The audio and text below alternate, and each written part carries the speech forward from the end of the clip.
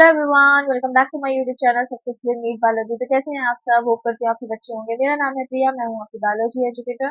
तो student, this is the lecture number 6 of chapter reading and exchange of cases. आज का जो हमारा टॉपिक रहने वाला है इस लेक्चर में वो है नॉर्मल एक्सपायरेशन। हमने लेक्चर नंबर 5 में पढ़ा था नॉर्मल इंस्पायरेशन के बारे में, तो उसकी मैकेनिज्म देखी थी। और आज हम नॉर्मल एक्सपायरेशन के बारे में पढ़ेंगे, उसकी मैकेनिज्म देखेंगे कैसे नॉर्मल एक्सपायरेशन होता है। तो इस लेक्चर को स्टार्ट करने से पहले मेरी एक रिक्वेस्ट है आपसे, अगर आप हमारे चैनल पर नए हैं तो प्लीज चैनल को सब्सक्राइब करें, लाइक करें, ज़्यादा से ज़्यादा शेयर करें और हमें सपोर्ट। तो चलिए हम अपना लेक्चर बिगिन करते हैं। ठीक है, चलिए स्टार्ट करेंगे। थोड़ा सा हमने जो प्रीवियस क्लासेस में पढ़ा था उसको थोड़ा सा रिवाइज करते हैं ताकि हमारा बेस बन जाए और आगे हमें अच्छे से समझ में आए। ठीक है, तो हमने नॉर्मल इंस्पायरेशन जो पढ़ा था तो हमने ये सारी चीजें पढ़ी थी। थोड़ा सा उसके बारे में मैं आपको बताती हूँ ताकि आपको, अगर जो लोग पहली बार देख रहे हो उन्हें अच्छे से समझ में आए।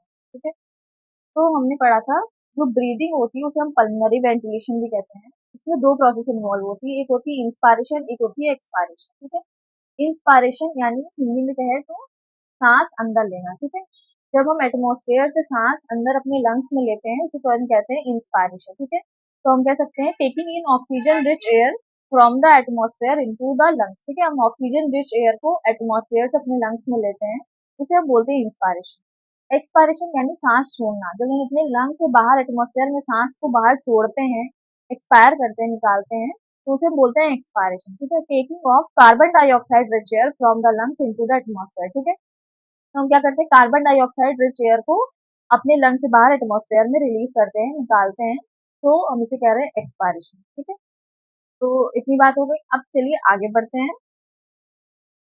इन वन ब्रेथ, ठीक है, जब एक ब्रीदिंग में क्या होता है, एक बार जब हम ब्रीदिंग करते हैं, ठीक है, ब्रीदिंग में आ जाती है आपकी इंस्पायरेशन और एक्सपायरेशन। ठीक है, जब हम एक बार ब्रीदिंग करते हैं स्टूडेंट्स, तो हम क्या करते हैं, एक बार इंस्पायरेशन करते हैं और एक बार एक्सपायरेशन करते हैं। ठीक है, एक ब्रेथ में हमारे एक इंस्पायरेशन होता है और एक एक्सपायरेशन होता है। ठीक है, यानी हम एक बार सांस लेते हैं और एक बार सांस छोड़ते हैं, तो हम उसे कहते हैं वन ब्रेथ। ठीक है, चलिए अब नॉर्मल ब्रीदिंग रेट की बात करें। नॉर्मल ब्रीदिंग रेट जो होता है एक हेल्दी पर्सन में, नॉर्मल ब्रीदिंग रेट जो होता है एक healthy person, normal breathing rate मतलब कि पर मिनट आप कितनी टाइम्स आप ब्रीदिंग कर रहे हो। ठीक है, नॉर्मल ब्रीदिंग रेट कितने टाइम्स आप पर मिनट ब्रीदिंग कर रहे हो। हमारा जो नॉर्मल ब्रीदिंग रेट होता है वो 12 टू 16 टाइम्स होता है पर मिनट, मतलब हम हर मिनट 12 से 16 बार ब्रीदिंग करते हैं। 12 से 16 बार हम इंस्पायरेशन करते हैं और 12 से 16 बार हम एक्सपायरेशन करते हैं। ठीक है, तो ये होता है हमारा नॉर्मल ब्रीदिंग रेट एक हेल्दी पर्सन में। ठीक है, हेल्दी पर्सन इसलिए लिखा है क्योंकि उस पर्सन को कोई मतलब लंग रिलेटेड डिसऑर्डर नहीं होना चाहिए, नहीं तो ये जो रेंज है ये वेरी कर सकती है। इसलिए यहाँ पर हेल्दी पर्सन की बात की गई है। एक हेल्दी पर्सन में जो नॉर्मल ब्रीदिंग रेट होता है वो 12 टू 16 टाइम्स होता है, यानी 12 से 16 बार होता है पर मिनट। ठीक है, चलिए आगे बात करते हैं। अब मैकेनिज्म ऑफ ब्रीदिंग की बात करेंगे। ठीक है, ब्रीदिंग मैकेनिज्म में हमने देखा था कि जो डायफ्राम मसल्स होती हैं जो हमारे रिब्स के बीच में प्रेजेंट होती हैं, और सॉरी, जो डायफ्राम मसल्स होती हैं वो हमारे थोरैसिक चैम्बर में, थोरैसिक जो चैम्बर होता है हमारा उसमें लोअर साइड पे प्रेजेंट होती हैं, नीचे के साइड में, और डूम शेप की होती है, डूम आकार की होती है नॉर्मली। और ये थोरैसिक कैविटी को एब्डोमिनल कैविटी से अलग भी करती है। ठीक है, तो जो डायफ्राम मसल्स है और इंटरकोस्टल मसल, इसे हम फ्रेनिक मसल्स भी कहते हैं। इंटरकोस्टल मसल और फ्रेनिक मसल जो होती हैं स्टूडेंट्स, ये हमारे रिब्स के बीच में प्रेजेंट होती है। ठीक है, इन्हीं मसल्स जैसे कि डायफ्राम मसल, इंटरकोस्टल मसल जब हमारी कॉन्ट्रैक्ट और रिलैक्स करती हैं, इसकी वजह से हमारी जो है ब्रीदिंग हो पाती है। ठीक है, जब इनमें कॉन्ट्रैक्शन और रिलैक्सेशन होता है, जैसे कि हमने देखा था कि जो डायफ्राम मसल और एक्सटर्नल इंटरकोस्टल मसल जो है जब कॉन्ट्रैक्ट कर रही थी तो हमने देखा था कि नॉर्मल इंस्पायरेशन हो रहा था। ठीक है, आज हम पढ़ेंगे नॉर्मल एक्सपायरेशन के बारे में। तो इसमें क्या होता है कि जो डायफ्राम मसल्स होती है और एक्सटर्नल इंटरकोस्टल मसल्स होती है वो रिलैक्स करती है। ठीक है, तो इसकी वजह से एक्सपायरेशन होता है। तो जो ब्रीदिंग मैकेनिज्म है उसमें टू टाइप्स के मसल्स का इन्वॉल्वमेंट है, एक है डायफ्राम मसल्स, एक है इंटरकोस्टल मसल जो हमारे रिब्स के बीच में प्रेजेंट होती हैं। जब ये मसल्स का ऑल्टरनेट कॉन्ट्रैक्शन और रिलैक्सेशन होता है तो इसीलिए ब्रीदिंग हो पाती है, ठीक है। ये ब्रीदिंग मैकेनिज्म में पार्टिसिपेट करती है ये दो मसल्स, ठीक है। हमने ये सारी बातें जो है प्रीवियस लेक्चर्स में की थी, तो बस हम इसको जस्ट रिवाइज कर रहे हैं ताकि हमें आगे नॉर्मल एक्सपायरेशन अच्छे से समझ में आए। अगर आपने नॉर्मल इंस्पायरेशन वाली वीडियो नहीं देखी तो प्लीज जाकर के इसको जरूर देखना, मैंने वहाँ पे डिटेल में सब कुछ पढ़ाया है और तभी आपको ये नॉर्मल एक्सपायरेशन भी अच्छे से समझ में आएगा, ठीक है। चलिए, तो अब बात करते हैं इंटरकोस्टल मसल की। इंटरकोस्टल मसल जो है वो हमारी रिब्स के बीच में प्रेजेंट होती है। मैंने आपको बताया ये है हमारी रिब्स, ये जो है हमारे रिब्स है, इसके बीच में ये जो मसल्स दिख रही है ये इंटरकोस्टल मसल। तो ये जो सबसे बाहर आपको रेड कलर की ये मसल दिख रही है ये है एक्सटर्नल इंटरकोस्टल मसल। ये एक्सटर्नल इंटरकोस्टल मसल जो है ये हमारी नॉर्मल ब्रीदिंग में हेल्प करती है। It helps in normal breathing. It helps in normal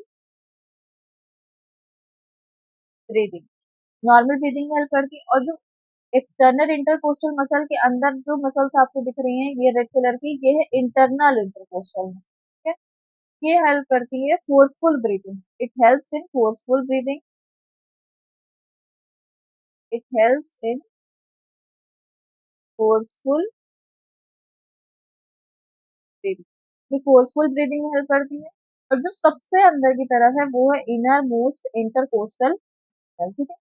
इसी का बस नाम याद रखो कि ये कहाँ होती है, बस इसके बारे में इतना ही जानना है, बाकी और कुछ नहीं जानना है क्योंकि ये हमारे सिलेबस में नहीं है। तो हमें पढ़ना है एक्सटर्नल इंटरकोस्टल मसल और इंटरनल इंटरकोस्टल मसल कैसे काम करती है, ठीक है। तो जब हम फोर्सफुल ब्रीथिंग पढ़ेंगे तो इंटरनल इंटरकोस्टल मसल के बारे में थोड़ा सा बात करेंगे। और एक्सटर्नल इंटरकोस्टल मसल जो है हमारी नॉर्मल ब्रीदिंग में काम आती है, मतलब नॉर्मल इंस्पायरेशन और एक्सपायरेशन में काम आती है। तो आज हम इसकी बात करेंगे। चलिए आगे बढ़ेंगे। अब बात करते हैं हम नॉर्मल ब्रीदिंग में। तो नॉर्मल ब्रीदिंग में आ जाता है आपका नॉर्मल इंस्पायरेशन और आ जाता है नॉर्मल एक्सपायरेशन, ठीक है।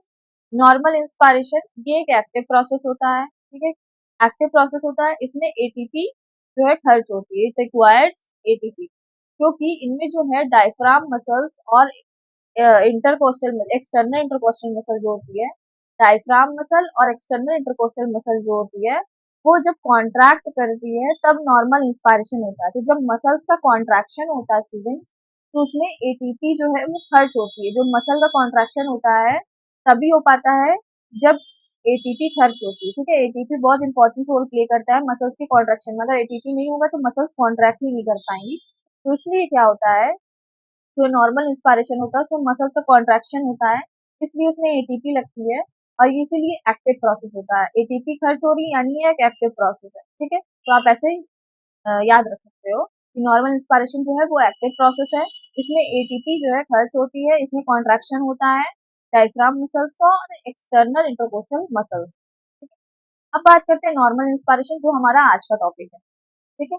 नॉर्मल एक्सपायरेशन एक पैसिव प्रोसेस होता है। इसमें क्या होता है, रिलैक्सेशन होता है डायफ्राम मसल्स और एक्सटर्नल इंटरकोस्टल मसल्स का। जब मसल्स रिलैक्स करती है तो उसमें एटीपी खर्च नहीं होती है, ठीक है। उसमें एटीपी खर्च नहीं होती है, उसमें एटीपी का कोई रोल नहीं होता है। तो इसीलिए एक पैसिव प्रोसेस है क्योंकि इसमें मसल्स रिलैक्स कर रही है, इसमें एटीपी जो है खर्च नहीं हो रही है।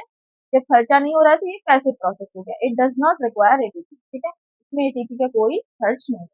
चलिए, ये सारी बातें हमने अपने प्रीवियस क्लासेस में की थी, ये मैंने लिख भी दिया। It is done by contraction of diaphragm muscle external intercostal muscle, ठीक है। नॉर्मल इंस्पायरेशन के बारे में लिखा है और ये है नॉर्मल नॉर्मल इंस्पायरेशन के बारे में लिखा हुआ है इधर, और नॉर्मल एक्सपायरेशन के बारे में लिखा है it is done by relaxation of diaphragm muscles and external intercostal muscle, ठीक है। तो आई होप आपको क्लियर हो गया होगा यहाँ तक। चलिए अब आगे बढ़ते हैं। आगे बात करते हैं, हम थोरेसिक चैम्बर की बात कर लेते हैं, ठीक है।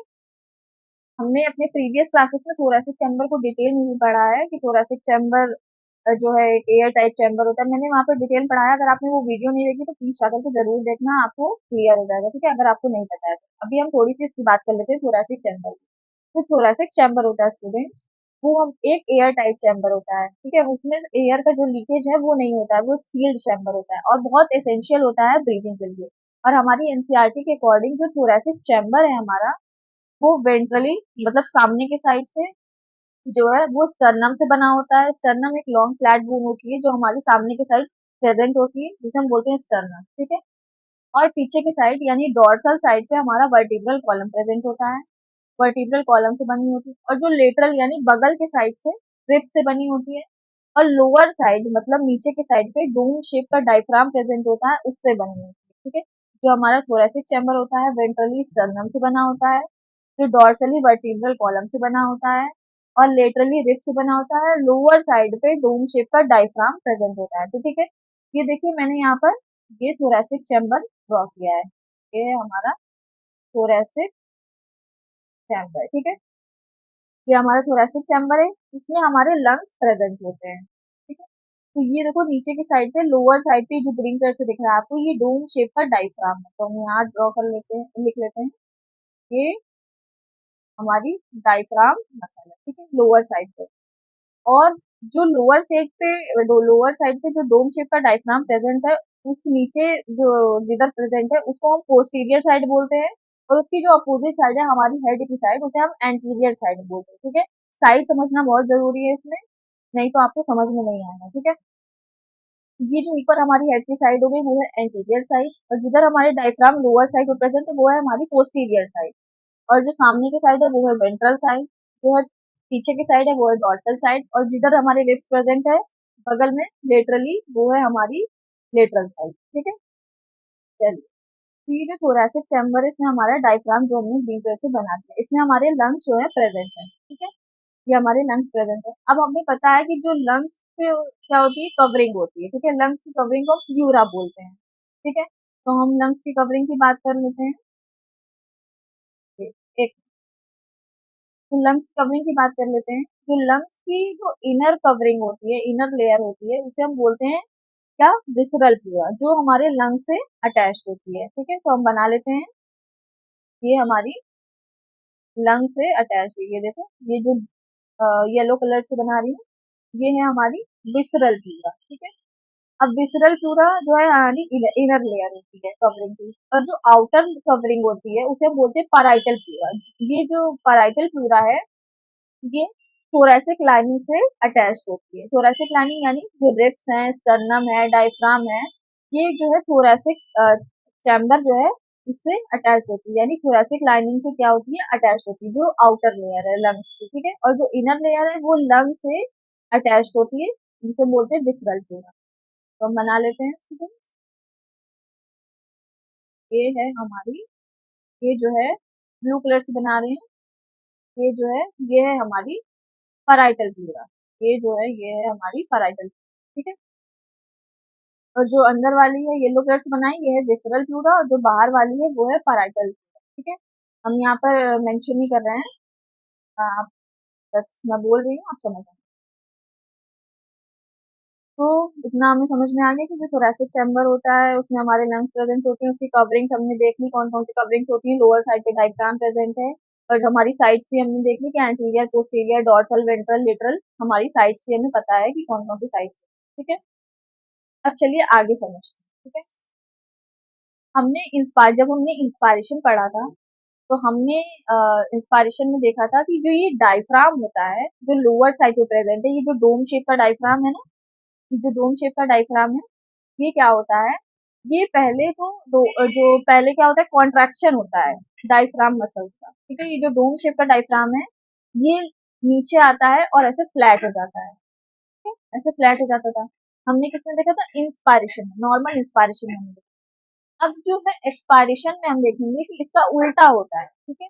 जस्ट अपोजिट होता है इंस्पायरेशन में। तो जब जो ये डायफ्राम मसल्स है जब कॉन्ट्रैक्ट करके नीचे आए थे, जब नीचे आए थे, अब ये क्या करेंगे, नॉर्म एक्सपायरेशन में क्या होगा, ये डायफ्राम मसल्स अब रिलैक्स करते हैं और ऊपर जाते हैं, फिर से नॉर्मल अपनी डोम शेप की पोजीशन में आ जाते हैं, ठीक है। नॉर्मल अपनी डोम शेप की पोजीशन में आ जाते हैं, ठीक है।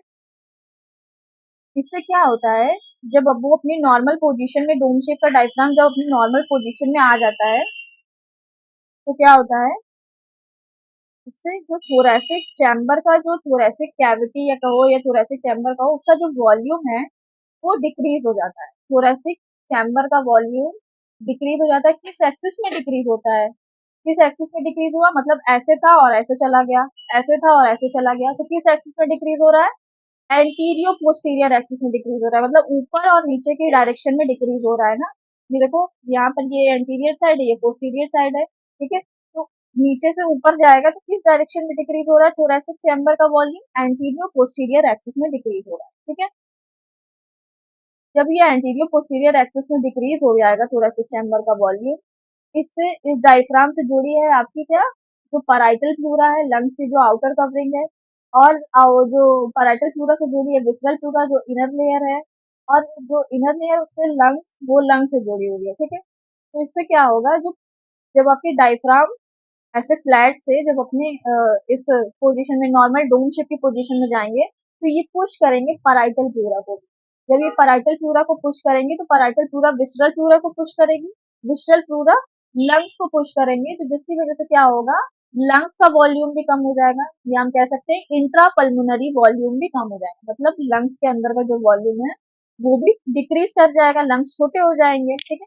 और जब लंग्स का वॉल्यूम मतलब डिक्रीज करेगा, इंट्रा पल्मोनरी वॉल्यूम डिक्रीज करेगा, इसकी वजह से इंट्रा पल्मोनरी प्रेशर बढ़ जाएगा, क्योंकि जो वॉल्यूम और प्रेशर होता है वो एक दूसरे के इनवर्सली प्रोपोर्शनल होते हैं according to Boyle's law. Boyle's law कहता है कि वॉल्यूम और प्रेशर जो है वो एक दूसरे के इनवर्सली प्रोपोर्शनल होते हैं। अगर वॉल्यूम बढ़ता है तो प्रेशर घटता है, अगर प्रेशर बढ़ता है तो वॉल्यूम घटता है, ठीक है।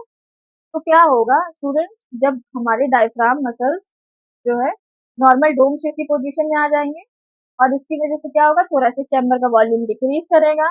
थोरेसिक चैम्बर का वॉल्यूम जब डिक्रीज करेगा तो हमारे लंग्स का जो वॉल्यूम है, इंट्रापल्मोनरी वॉल्यूम भी डिक्रीज करेगा, क्योंकि जो लेयर है पैराइटल प्लूरा, विसरल प्लूरा और विसरल प्लूरा लंग्स से जुड़ी है, तो क्या होगा, ये अंदर पुश होगी, जिसकी वजह से लंग्स भी हमारे छोटे हो जाएंगे और लंग्स का वॉल्यूम भी डिक्रीज करेगा। जब लंग्स का वॉल्यूम डिक्रीज करेगा तो इंट्रापल्मोनरी प्रेशर बढ़ जाएगा। इंट्रापल्मोनरी यानी लंग्स के अंदर का जो प्रेशर है वो बढ़ जाएगा, ठीक है। चलिए इतनी चीजें समझ में आ गई, एक बार फिर से बता दूं। चलिए फिर से बताते हैं। सबसे पहला क्या होगा, रिलैक्सेशन होगा डायफ्राम मसल्स का, ठीक है। जो डायफ्राम मसल्स है जो फ्लैट हो गए थे इंस्पायरेशन में, इंस्पायरेशन के दौरान, वो क्या करेंगे, अब रिलैक्स करेंगे और फिर से ऊपर की तरफ जाएंगे और ऐसे डोम आकार के हो जाएंगे, ऐसे डोम आकार के हो जाएंगे, ठीक है। डोम शेप के नॉर्मल पोजीशन में चले जाएंगे। इससे क्या होगा, थोरेसिक चैम्बर का वॉल्यूम किस डायरेक्शन में डिक्रीज होगा, एंटीरियर पोस्टीरियर एक्सिस, ऊपर और नीचे की डायरेक्शन में डिक्रीज होगा, कम हो जाएगा, ठीक है। इसकी वजह से क्या होगा, थोरेसिक सॉरी इसकी वजह से इंट्रा पल्मोनरी वॉल्यूम भी डिक्रीज होगा, मतलब लंग्स के अंदर का भी वॉल्यूम डिक्रीज होगा, क्योंकि ये जो डायफ्राम मसल जब ऊपर जाएंगे तो ये पुश करेंगे पैराइटल प्लूरा को, और पैराइटल प्लूरा पुश करेगी विसरल प्लूरा को, विसरल प्लूरा पुश करेंगे लंग्स को। इसकी वजह से लंग्स के अंदर का जो वॉल्यूम है वो भी डिक्रीज हो जाएगा, यानी कम हो जाएगा, कम हो जाएगा ना, कम हो जाएगा। तो जब वॉल्यूम कम हो गया तो जो इंट्रापल्मोनरी प्रेशर है वो बढ़ जाएगा, क्योंकि वॉल्यूम और प्रेशर एक दूसरे के इनवर्सली प्रोपोर्शनल होते हैं, ठीक है।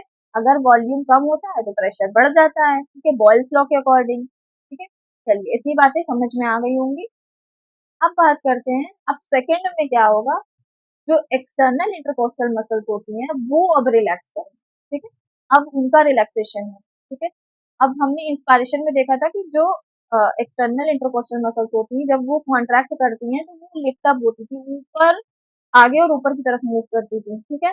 अब इसमें एक्सपायरेशन में क्या होगा, जब ये एक्सटर्नल इंटरकोस्टल मसल्स रिलैक्स करती हैं स्टूडेंट, जब ये रिलैक्स करेंगी तो जो हमारे रिब्स और स्टर्नम होते हैं वो नीचे और अंदर की तरफ आते हैं, ठीक है, डाउनवर्ड और इनवर्ड, नीचे नीचे आएंगे और अंदर की तरफ आएंगे, नीचे आएंगे और अंदर की तरफ आएंगे, जिससे क्या होगा, किस डायरेक्शन में थोरेसिक चैम्बर का वॉल्यूम डिक्रीज होगा, डॉर्सो वेंट्रल एक्सिस में डिक्रीज होगा। कैसे, कैसे, मान लो डॉर्सो वेंट्रल एक्सिस में ही डिक्रीज होगा ना, वेंट्रल साइड ये है, डॉर्सल साइड पीछे है, ठीक है। तो जब हमारी रिब्स और स्टर्नम अंदर की तरफ आएंगे, नीचे और अंदर की तरफ, तो किस डायरेक्शन में, डॉर्सो वेंट्रल एक्सिस में, डॉर्सल और वेंट्रल एक्सिस में क्या होगा, थोरेसिक चैम्बर का वॉल्यूम डिक्रीज हो जाएगा, डिक्रीज हो गया, ठीक है, ये डिक्रीज हो गया।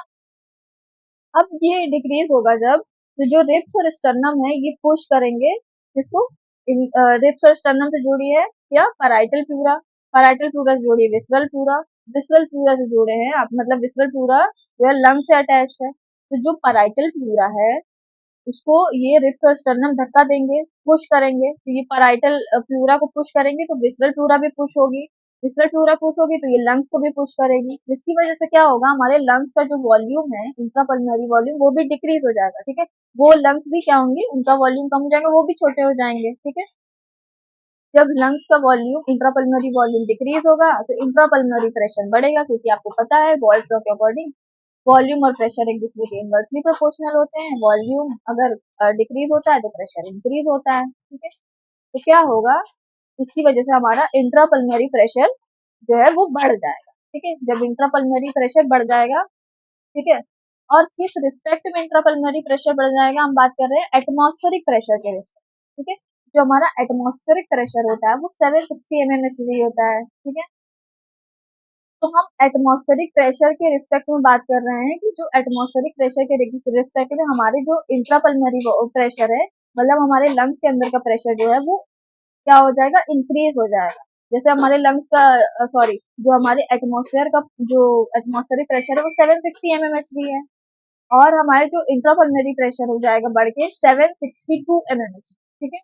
तो 760 एटमॉस्फेरिक प्रेशर है और 762 हमारे जो है लंग्स के अंदर का प्रेशर है, 762। तो जो एयर होती है वो अपने हाई पार्शियल प्रेशर से लो पार्शियल प्रेशर की तरफ मूव करती है। तो अब देखो हाई पार्शियल प्रेशर कहाँ है, हमारे लंग्स के अंदर ही तो है ना, 762 हो गया, अब बाहर 760 है, तो लंग जो एयर है वो कहाँ से कहाँ मूव करेगी, हमारे लंग से लंग से एटमॉस्फेयर की तरफ मूव करेगी, है कि नहीं। 762 से 760 की तरफ मूव करेगी, तो इससे क्या हो जाएगा, एक्सपायरेशन होगा, मतलब हम अपने लंग से एयर को बाहर एटमॉस्फेयर में निकाल देंगे, रिलीज कर देंगे, तो इसी को बोलते हैं एक्सपायरेशन, ठीक है। चलो, आई होप इतना क्लियर हो गया होगा। अब चलो थोड़ा सा डायग्राम से बताती हूँ। ये देखो हमारे थोरेसिक चैम्बर है, ये हमारा जो डायफ्राम ही नॉर्मली जो है डोम शेप का है, ठीक है, नॉर्मल प्रेजेंट है।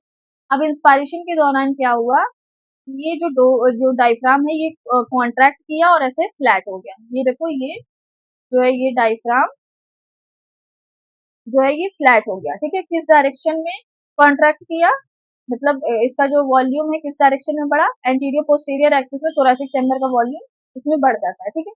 ये इंस्पायरेशन होता है, और जो लंग्स का जो वॉल्यूम है देखो ये भी बढ़ जाता है, देखो लंग्स कितनी छोटे छोटे थे, लंग्स का वॉल्यूम देखो बढ़ गया, लंग्स का साइज देखो बढ़ गया, किस डायरेक्शन में, एंटीरियर पोस्टीरियर एक्सिस। अब क्या होता है, जब एक्सपायरेशन होता है, जब एक्सपायरेशन होता है तो ये जो डायफ्राम कॉन्ट्रैक्ट करके फ्लैटेंड मतलब फ्लैट हो गए होते हैं, अब ये फिर से रिलैक्स करते हैं और ऊपर की तरफ मूव करते हैं, ऐसे ऊपर की तरफ मूव करते हैं, और एक मिनट, ठीक है, ये ऊपर की तरफ मूव करते हैं और ऐसे फिर से डोम आकार के हो जाते हैं। देखो इस डायग्राम में देखो, इस डायग्राम में देखो, ये जो है डायफ्राम फिर से क्या हो गए हैं, अपने नॉर्मल पोजीशन यानी डोम शेप के आकार में, डोम शेप की पोजीशन में वापस आ गए हैं, ठीक है। जिससे क्या हो गया है, जो थोरेसिक चैम्बर का वॉल्यूम है वो क्या है, डिक्रीज कर गया है, मतलब देखो फिर से लंग्स छोटे छोटे हो गए हैं, जो लंग्स के अंदर का वॉल्यूम भी देखो छोटा छोटा हो गया, ये देखो लंग्स भी छोटे छोटे हो गए हैं, और थोरेसिक चैम्बर का वॉल्यूम भी है जो है वो डिक्रीज कर गया है, ठीक है। तो इससे क्या होगा, हमारा इंट्रापल्मोनरी प्रेशर कुल मिलाकर बढ़ जाता है, 762 mmHg हो जाता है, ठीक है। और जो एयर है वो हमारी लंग से बाहर निकल के एटमॉस्फेयर में चली जाती है, जिसे हम बोलते हैं एक्सपायरेशन। तो चलिए आगे देखते हैं, हमने इस बात को लिख दिया है। नॉर्मल एक्सपायरेशन देखिए एक पैसिव प्रोसेस होता है, इसमें क्या होता है, रिलैक्सेशन होता है डायफ्राम मसल्स का। जब डायफ्राम मसल्स रिलैक्स करती हैं, diaphragm return to their normal position become dome shape, अपने नॉर्मल पोजीशन में आता है और डोम शेप का मतलब डोम आकार का हो जाता है। It decreases the thoracic cavity volume in anterior posterior axis, मैंने आपको बताया कि किस डायरेक्शन में जो है वॉल्यूम डिक्रीज होता है, एंटीरियर पोस्टीरियर एक्सिस में डिक्रीज होता है, ठीक है।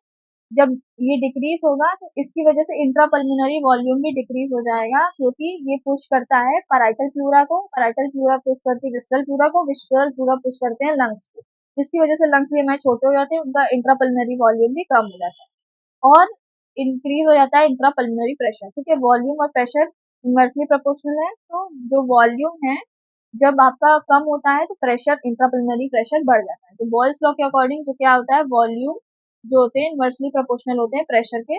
वॉल्यूम आपका कम होगा तो प्रेशर आपका ज्यादा हो जाएगा। ठीक है, इतना चीजें समझ में आ गई, आगे बढ़ते हैं। अब बात करते हैं सेकेंड में, रिलैक्सेशन ऑफ, सॉरी थोड़ी सी नॉइस है, relaxation of external intercostal muscles. अब क्या करेंगे, रिलैक्स करेंगे। पहले जो है आपके डायफ्राम मसल्स रिलैक्स करेंगे, सेकेंड अब आपकी रिलैक्सेशन होगी किसकी, एक्सटर्नल इंटरकोस्टल मसल्स। जब आपकी रिलैक्स करेंगे एक्सटर्नल इंटरकोस्टल मसल्स तो आपके रिब्स और स्टर्नम लिफ्ट डाउन, मतलब आपकी लिफ्ट डाउन मतलब आपके जो रिब्स और स्टर्नम होंगे वो इनवर्ट और डाउनवर्ड, मतलब अंदर की तरफ, मतलब नीचे और अंदर की तरफ क्या होंगे, मूव करेंगे।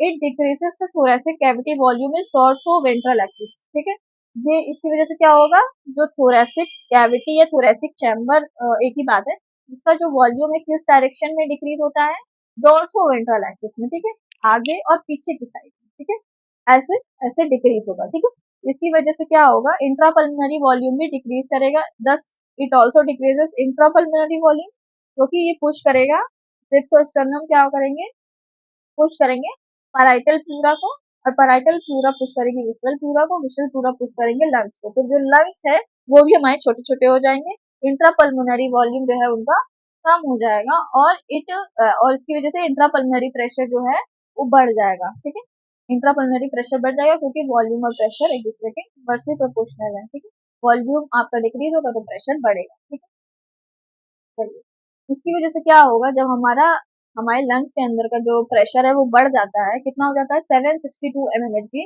एटमॉस्फेरिक प्रेशर के रिस्पेक्ट में, यानी हमारा एटमॉस्फेरिक प्रेशर है 760 mmHg, और हमारे जो इंट्रापल्मोनरी प्रेशर है, हमारे लंग्स के अंदर का प्रेशर वो 762 mmHg हो जाता है। तो जो एयर है वो अपनी हाई पार्शियल प्रेशर से लो पार्शियल प्रेशर की तरफ मूव करती है। ठीक है, हाई से लो की तरफ मूव करती है, हाई पार्शियल प्रेशर से लो पार्शियल प्रेशर की तरफ मूव करेगी। ठीक है, तो अब देखो 762 हमारे लंग्स के अंदर का प्रेशर हो गया है, और बाहर का जो प्रेशर है वो 760 ही है। तो हमारे लंग्स के अंदर का प्रेशर ज्यादा है तो अपने हमारे लंग से एयर कहाँ मूव करेगी, एटमोस्फियर की तरफ मूव करेगी। ठीक है, तो क्या हो जाएगा, intrapulmonary pressure increases to 760 mmHg from 760। ठीक है, फ्रॉम 760, अगर हमारे जो एटमॉस्फेरिक प्रेशर है 760 mmHg, अगर उसके बराबर हमारा लंग्स का जो प्रेशर है इंट्रापल्मोनरी प्रेशर हो जाता है तो हमारे ब्रीदिंग पॉसिबल नहीं होगी। ठीक है, अगर प्रेशर अगर बराबर हो गया, इंट्रापल्मोनरी प्रेशर और एटमॉस्फेरिक प्रेशर अगर बराबर हो जाते हैं, 760 हो जाते हैं, तो ब्रीदिंग नहीं होती है। ठीक है, नो ब्रीदिंग होता है।